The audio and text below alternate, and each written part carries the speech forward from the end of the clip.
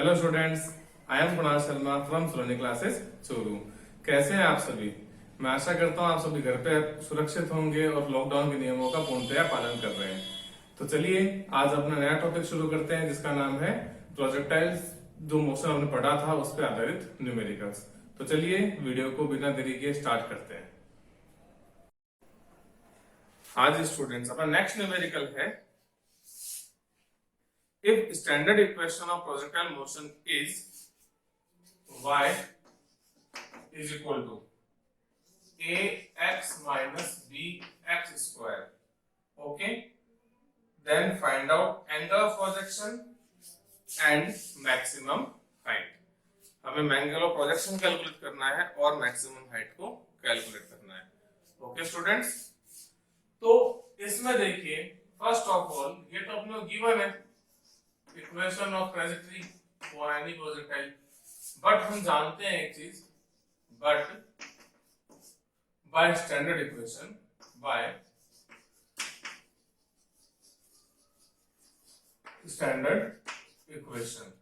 Of projectile motion क्या होता है, y is equal to x tan theta 1 minus x upon r, r is range.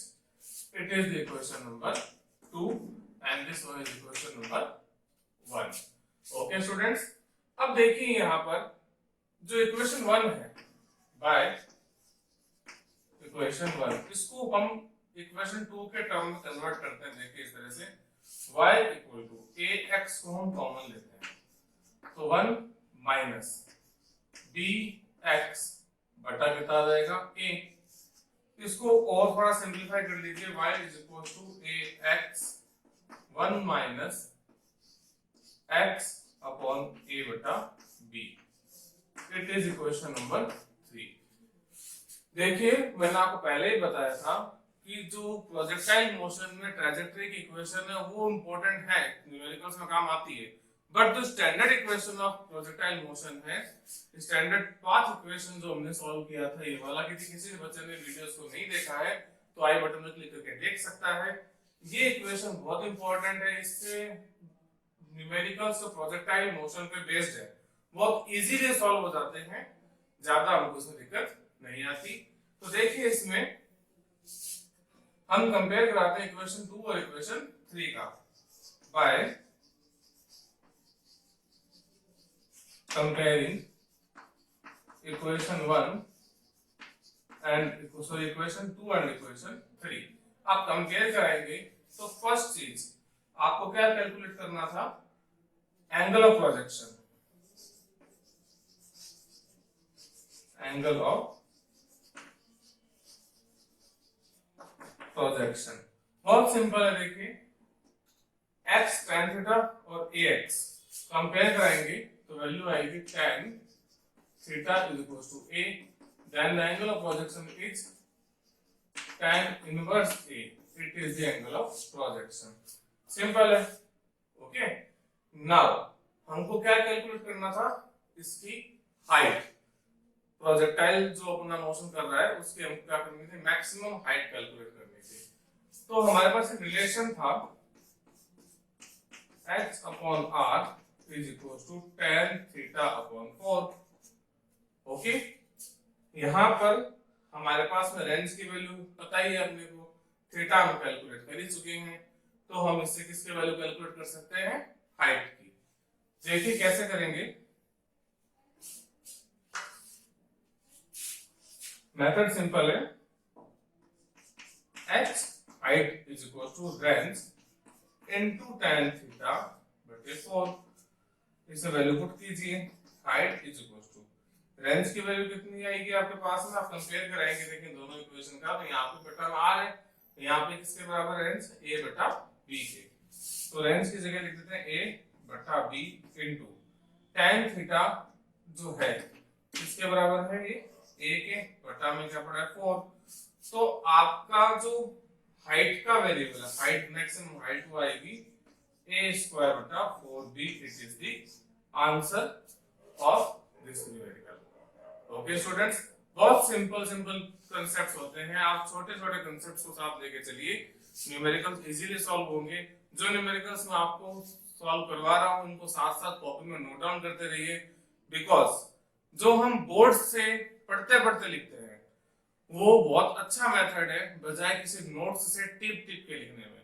यदि आप copy paste करते हैं, नोट से टिप टिप के लिखते हैं तो उससे कोई फायदा नहीं है। आप न्यूमेरिकल्स हो, चाहे कोई डेरिवेशन हो, चाहे कोई थ्योरेटिकल चीज हो, तो उसका पढ़ते पढ़ते लिखेंगे तो जल्दी याद होता है, याद रह भी जाता है। ओके स्टूडेंट्स, अब हमारा नेक्स्ट न्यूमेरिकल है calculate the velocity of projection and angle of projection if body just crossed a vertical wall of height 4 meter. The point of projection is at 4 meter distance and ball strikes on the ground at 14 meter distance from the wall. मैं question को फिर से repeat कर देता हूं। Calculate the velocity of projection and angle of projection. Velocity of projection and angle of projection. If body just crosses a vertical wall of height 4 meter and the point of projection is at 4 meter distance and ball strikes on the ground at 14 meter distance from the wall. तो अपने को इसका जो बहुत simple सी इसमें हम चीज पूछे, angle of projection find out करना है और वेलोसिटी ऑफ प्रोजेक्शन अपने को कैलकुलेट करना है। ओके स्टूडेंट्स, तो चलिए इसके लिए सबसे पहले अपने एक डायग्राम ड्रॉ कर लेते हैं। ओके,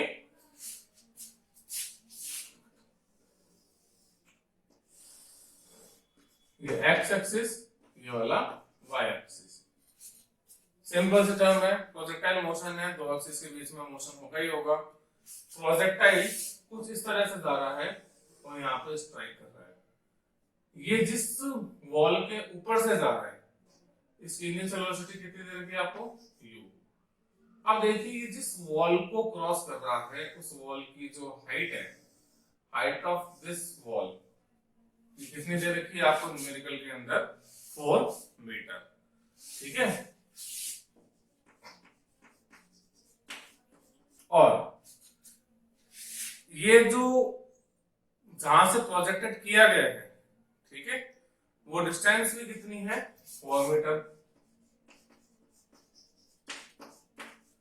और ये दीवार से जाने के बाद में 14 मीटर दूरी पर जाके फर्श पर टकरा रहा है, यानी फर्श पर लौट के आ रहा है। सिंपल, जो आपको डेटा दिए गए थे ओपन डेटा इसके अंदर नोट डाउन कीजिए। ओके, सबसे पहले हमारे को क्या कैलकुलेट करना है इसमें, एंगल ऑफ प्रोजेक्शन।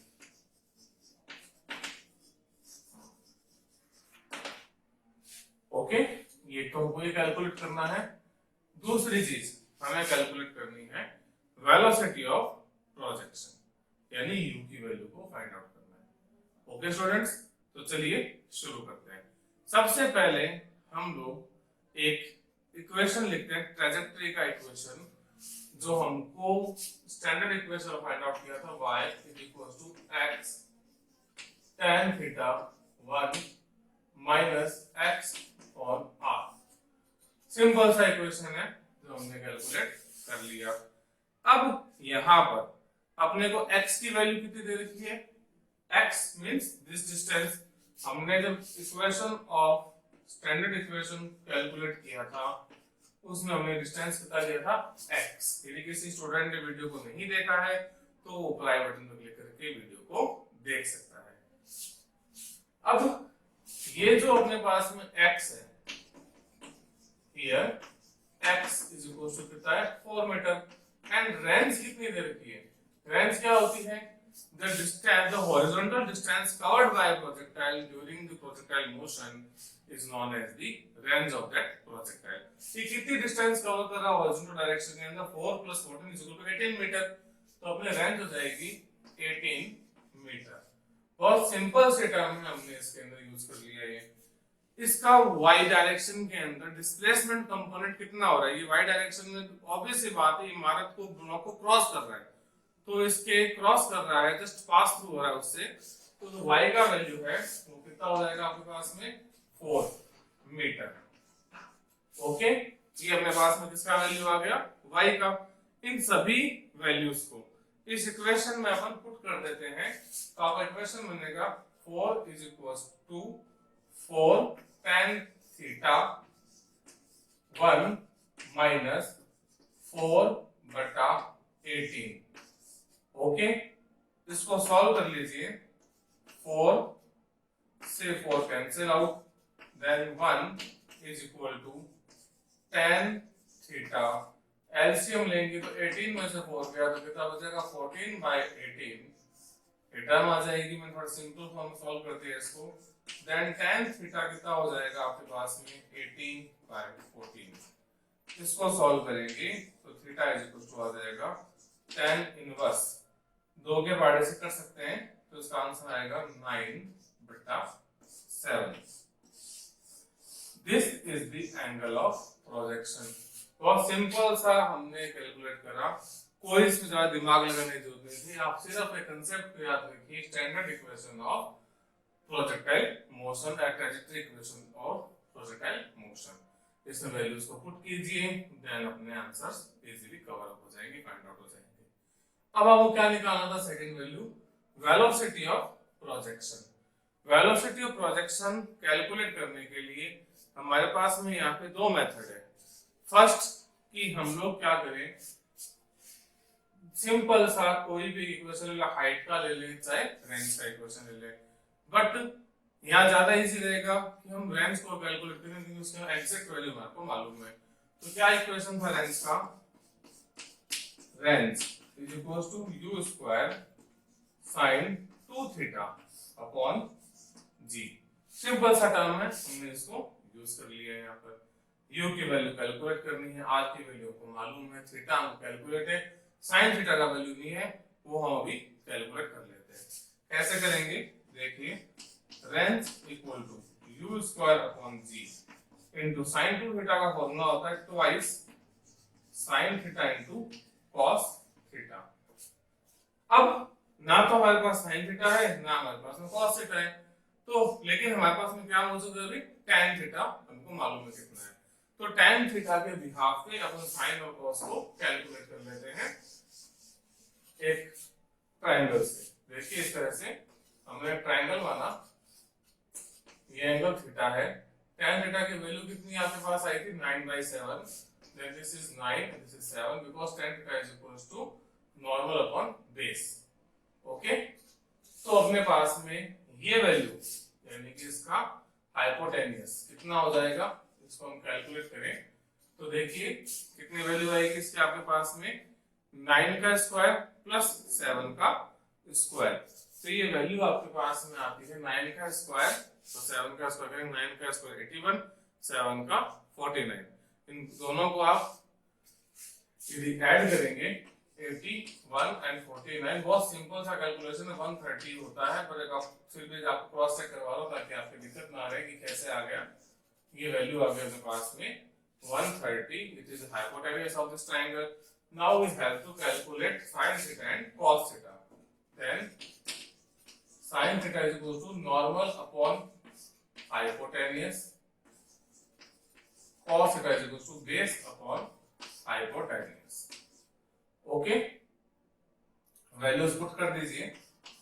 रेंज कितनी है 18, u स्क्वायर बटा g, g की वैल्यू को आप इसमें एक बार g रहने देते हैं, आगे कैलकुलेट कर लेंगे, into 2 into sin theta is 9 बटा 130 अंडर रूट ऑफ और cos थीटा इज 7 बटा रूट 130।